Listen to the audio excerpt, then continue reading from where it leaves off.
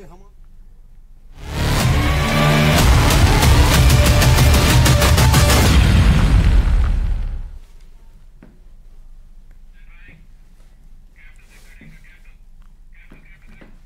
आगरा में दयालबाग इलाके में अवैध कब्जे को लेकर पुलिस और सत्संगियों के बीच में झड़प की रिपोर्ट जिला प्रशासन ने शासन को सौंप दी है। प्रशासन ने साफ कर दिया है कि अवैध कब्जा हर हाल में ध्वस्त कर दिया जाएगा। इस बीच इलाके में शांति व्यवस्था कायम करने के लिए प्रशासन, पुलिस और सत्संगियों के बीच में करीब 2 घंटे तक बैठक भी हुई। अवैध कब्जे को लेकर मामले ने उस वक्त तूल पकड़ लिया जब सत्संगियों ने अवैध कब्जे को ध्वस्त होने के बाद फिर से उस पर कब्जा जमा लिया था। आरोप है कि जब पुलिस दोबारा कब्जा हटाने के लिए पहुंची तो सत्संगियों ने पुलिस पर पथराव करना शुरू कर दिया।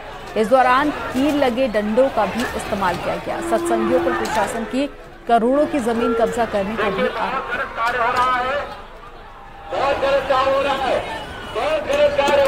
तो ये जो तस्वीरें आपको शक्ति प्रदर्शन की दिखा रहे हैं, तो मामला ये जमीन से जुड़ा हुआ है। सत्संगियों ने यहाँ पर कब्जा कर रखा था जो कि सरकारी जमीन है। इससे पहले भी इनको यहाँ से हटाया गया, लेकिन उसके बाद दोबारा से कब्जा कर लिया गया। अब जब फिर दोबारा से यहाँ पर एक्शन लेने की तैयारी की जा रही है, तो ऐसे में हमला करने की भी कोशिश यहाँ पर की गई थी। और साथ ही आपको बता दें कि सत्संगियों पर प्रशासन की करोड़ों की जमीन है जो कि कब्जा करने का आरोप लगा है। और इससे पहले जब पुलिसकर्मी यहाँ पर पहुंचे थे कार्रवाई करने के लिए, तो सत्संगियों द्वारा पथराव करना शुरू कर दिया गया था। और इसके अलावा कुछ ऐसे भी डंडे यहाँ पर पुलिस पर मारने की कोशिश की गई जिनमें कील लगी हुई थी। और उसके बाद में मॉक ड्रिल की ये तस्वीरें हम आपको दिखा रहे हैं, रिहर्सल की जो यहाँ पर की जा रही है। और पहली तस्वीर में आप देखिए पीला पंजा जो कि कार्रवाई करने के लिए पहुंचा था। अवैध अतिक्रमण को यहाँ से हटाने की तैयारी एक बार फिर से की जा रही है।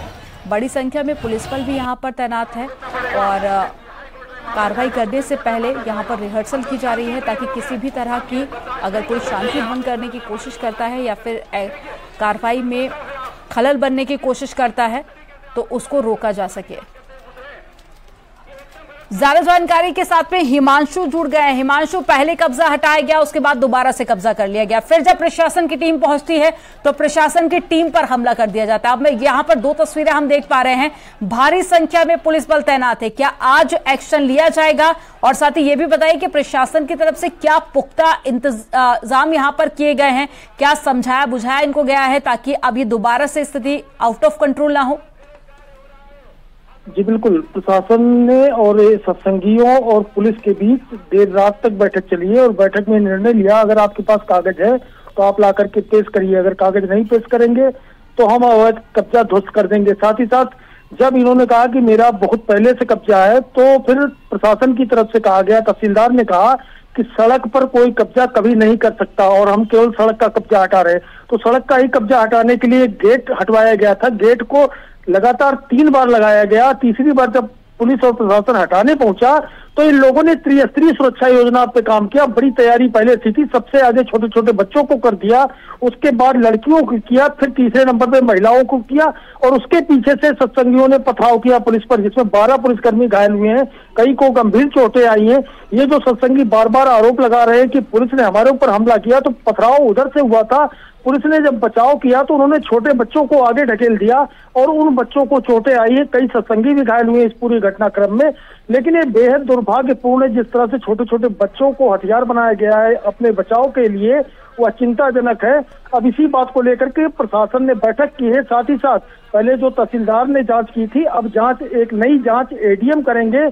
इसके अलावा कमिश्नर ने कहा है कि कई सरकारी जमीन पर कब्जा बर्दाश्त नहीं किया जाएगा। पूरे मामले की रिपोर्ट उत्तर प्रदेश शासन को भेज दी गई है और आज जो सीएम बीसी करेंगे, संभावना है कि उस पर भी चर्चा यहाँ के अधिकारियों से फीडबैक लेंगे। तो सब कुछ सारी रिपोर्ट मंगाएगी। पुलिस सारे वीडियो कलेक्ट कर रही है।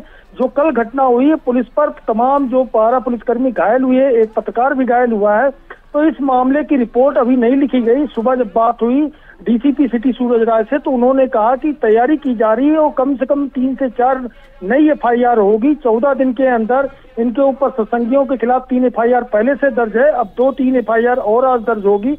गंभीर धाराओं में दर्ज होगी, क्योंकि चीनी सेना ने जिस तरह से गलवान घाटी में डंडों का प्रयोग किया था, उस डंडे पे आगे कीलें लगी हुई थी, उसी डंडे का प्रयोग कल पुलिस पर हमले के लिए किया गया। और आगरा की पुलिस ने, न्यू आगरा की पुलिस ने उन तमाम डंडों को बरामद भी किया है। तमाम पुलिसकर्मियों का इलाज जारी है। हाँ, सत्संगी भी जो घायल हुए उनका भी इलाज जारी। जो कुछ बच्चों को चोटें आई हैं उनका भी इलाज हो रहा है, लेकिन जो बच्चों को चोटें आई हैं उसमें पुलिस की जितनी गलती है उससे कहीं ज्यादा गलती सत्संगियों की नजर आती, क्योंकि सत्संगियों को जब सीधे सीधे पुलिस से भिड़ंत हो रही तो उसमें छोटे बच्चों के बड़े समूह को आगे क्यों किया गया, इसी को लेकर प्रशासन अभी भी पुलिस के सामने एक बड़ी चुनौती हिमांशु से कह सकते हैं। आप नजर बनाए रखिएगा। तमाम जानकारी साझा करने के लिए बहुत शुक्रिया आपका।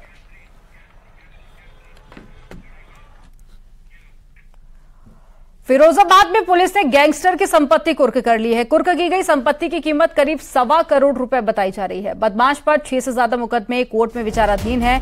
बदमाश नदीम अख्तर रसूलपुर इलाके का रहने वाला है। उस पर हत्या की कोशिश, धोखाधड़ी समेत कई मामलों में मुकदमे दर्ज हैं। बदमाश का गालिब नगर में 3 मंजिला मकान कुर्क किया गया है, जिसकी कीमत करीब 1.25 करोड़ रुपए बताई जा रही है। देखिए, जनपद फिरोजाबाद पुलिस द्वारा एक सराहनीय कार्य किया गया है। थाना रसूलपुर क्षेत्र का गैंगस्टर अपराधी नदीम अख्तर की अचल संपत्ति को जिलाधिकारी महोदय के आदेश से कुर्क किया गया है। उसकी कीमत 1,27,91,212 है। सिटी मजिस्ट्रेट एवं सीओसीडी द्वारा जिलाधिकारी महोदय के आदेश का अनुपालन कराया गया है। फिरोजाबाद पुलिस लगातार ऐसे गैंगस्टर अपराधियों के विरुद्ध जीरो टॉलरेंस के तहत कार्यवाही कर रही है। अन्य अपराधी जो अवैधानिक गतिविधियों में संलिप्त हैं उनका भी चिन्हांकन कर नियमानुसार उनकी भी अवैध अर्जित संपत्ति को कुर्क कराया जाएगा। हापुड़ से दिल दहला देने वाली घटना सामने आई है। बाइक सवार पति पत्नी को तेज रफ्तार कार ने जोरदार टक्कर मार दी। हादसे में पति पत्नी की मौत हो गई है। हादसा 2 दिन पहले बुलंदशहर रोड पर हुआ था। घटना का सीसीटीवी फुटेज भी सामने आया, जिसमें देख सकते हैं कि कार की टक्कर के बाद में बाइक चला रहा शख्स 10 फीट तक ऊपर उछल गया और दूर जाकर गिरता है।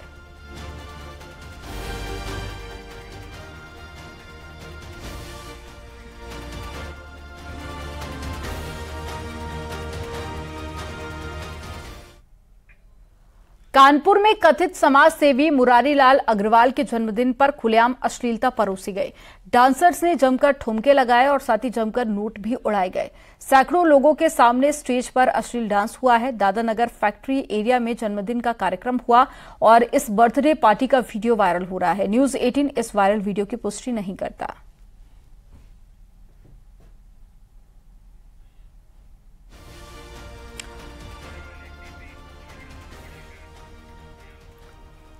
लखनऊ में बीजेपी विधायक के फ्लैट में एक शख्स ने खुदकुशी कर ली।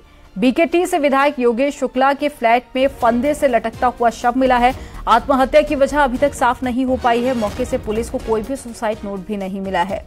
बताया जा रहा है कि श्रेष्ठ तिवारी विधायक योगेश शुक्ला के सोशल मीडिया का काम देखा करता था और वो बाराबंकी जिले के हैदरगढ़ का रहने वाला था। फिलहाल पुलिस पूरे मामले की जांच कर रही है।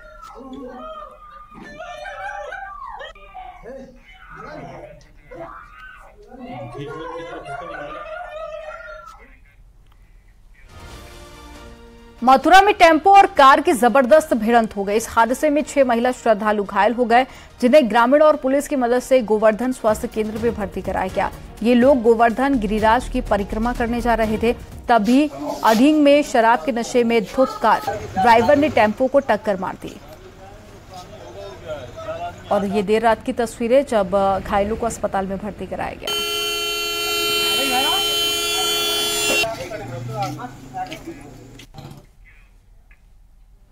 आज पंडित दीनदयाल उपाध्याय की जयंती है और इसको लेकर प्रधानमंत्री मोदी ने भी ट्वीट कर पंडित दीनदयाल उपाध्याय को नमन किया है। ट्वीट करके उन्होंने लिखा कि मां भारती की सेवा में जीवन पर्यंत समर्पित रहे अंत्योदय के प्रणेता पंडित दीनदयाल उपाध्याय का व्यक्तित्व और कृतित्व देशवासियों के लिए हमेशा प्रेरणा स्रोत बना रहेगा। उनकी जन्म जयंती पर उन्हें मेरा सादर नमन।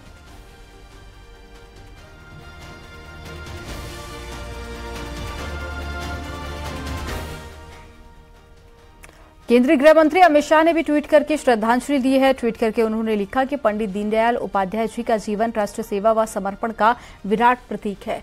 जब भी मानवता के कल्याण की बात होगी, पंडित जी के एकात्म मानववाद दर्शन का सिद्धांत संपूर्ण मानव जाति को सदैव ध्रुव तारे की तरह मार्गदर्शित करेगा।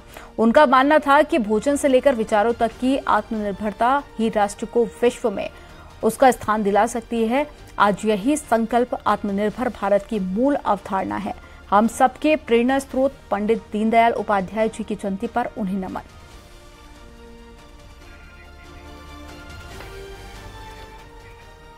तो बीजेपी के राष्ट्रीय अध्यक्ष जेपी नड्डा ने भी ट्वीट करके श्रद्धांजलि दी है। ट्वीट करके उन्होंने लिखा कि एकात्म मानववाद के प्रणेता भारतीय जनता पार्टी के प्रेरणा पुंज श्रद्धेय पंडित दीनदयाल उपाध्याय जी की जयंती पर उन्हें शत शत नमन करता हूं। आपका तपस्वी जीवन और अंत्योदय का संकल्प सदैव भारतीय समाज के समावेशी उत्कर्ष के लिए हमारी प्रेरणा बना रहेगा।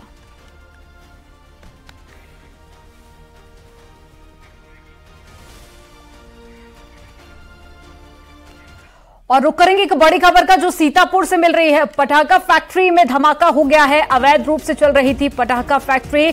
आसपास के कई मकान, दुकानें क्षतिग्रस्त हो गए हैं। सदरपुर थाना क्षेत्र के कस्बे का यह मामला है। एक बड़ी खबर आपको बता रहे हैं सीतापुर से, जहां पर पटाखा फैक्ट्री में धमाका हो गया है। अवैध रूप से ये फैक्ट्री चलाई जा रही थी, जिसमें धमाका हुआ और आसपास जो दुकानें थी, जो मकान थे, वहां पर भी नुकसान हुआ है, वो भी क्षतिग्रस्त हो गए हैं। तो देखिए, अमूमन पटाखा फैक्ट्री को ऐसे इलाके में चलाने की परमिशन नहीं दी जाती है जहां आसपास मकान हो या फिर लोग रह रहे हो। ऐसे में अवैध रूप से ये फैक्ट्री चलाई जा रही थी और यहां पर धमाका हुआ, जिससे आसपास का जो इलाका था उस पर भी प्रभाव पड़ा है।